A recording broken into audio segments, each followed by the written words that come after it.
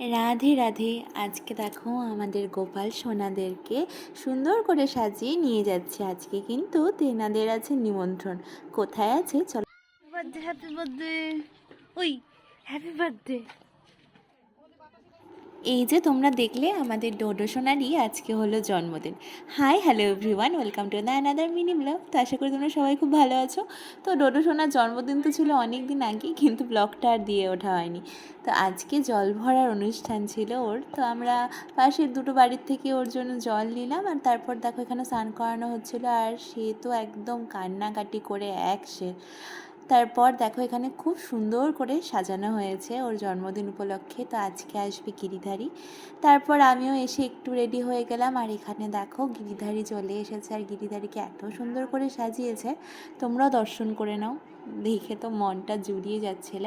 আজকে ডোডো সোনার জন্মদিন উপলক্ষে কিন্তু হবে বৈষ্ণব সেবা। তো এখানে সমস্ত গোপালরা, আমাদের বাড়ির 2 গোপাল, আরও সমস্ত গোপালরাও কিন্তু সবাই চলে এসেছে।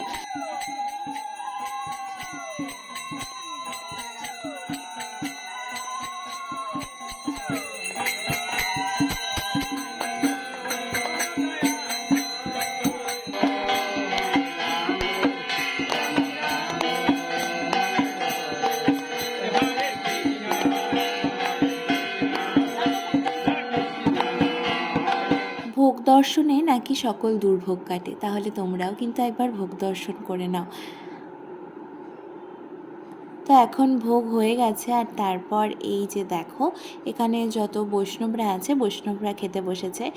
আর এই দিকে ঘরে চলছে ডোডো সোনার, মানে আসল গোপাল, ছোট্ট গোপাল সোনা। ভগবান তো এই শিশুদের রূপেই থাকে।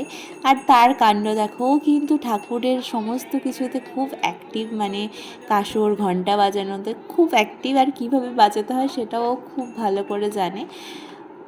তো তার এর মধ্যে চলছিল ওরও কিছু ফটোশ্যুট।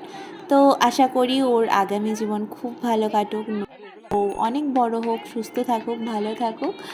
তো এই ছিল আজকে ছোট্ট মিষ্টি ব্লগ।